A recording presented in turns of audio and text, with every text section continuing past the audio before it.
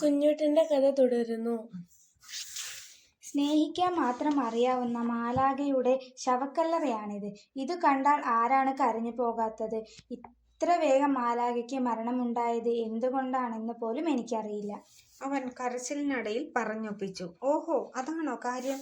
ഈ മാലാഖയെ എനിക്കും പരിചയമുണ്ട്. അവരുടെ മരണകാരണവും എനിക്കറിയാം. എന്നാൽ അത് മറ്റൊരാളോട് പറയുമ്പോൾ എനിക്കും കേൾക്കുന്ന ആൾക്കും സങ്കടം വരും, അരിപ്രാവ് പറഞ്ഞു.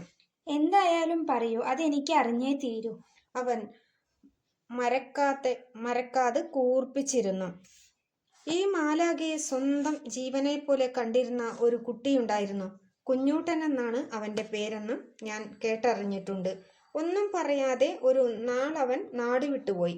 അവനെ തേടി മാലാഖ അലയാത്ത നാടുകളില്ല.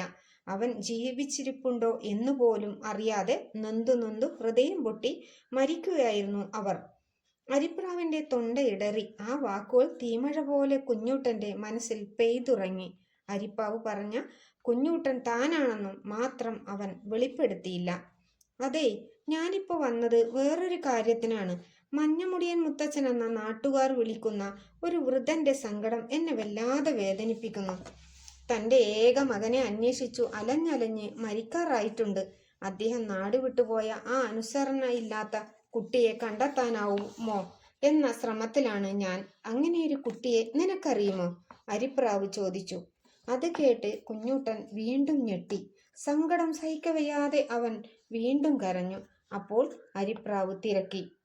അതെന്തിനാ നീ കരയണേ? അതോ, നിങ്ങൾ പറഞ്ഞ ആ കുരുത്തം കെട്ട ചെറുക്കൻ ഞാൻ തന്നെയാണ്. ഞാൻ അദ്ദേഹത്തിനെ ഒരുപാട് വിഷമിപ്പിച്ചിട്ടുണ്ട്.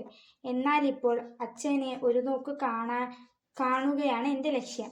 ഇനിയുള്ള കാലം അച്ഛൻ പറയുന്നത് പോലെ നല്ലവനായി ജീവിക്കാനാണ് എനിക്ക് മോഹം. അദ്ദേഹം ഇപ്പോൾ എവിടെയാണുള്ളതെന്ന് ദയവായി പറഞ്ഞു തരൂ. അവൻ ഏങ്ങി കരഞ്ഞു.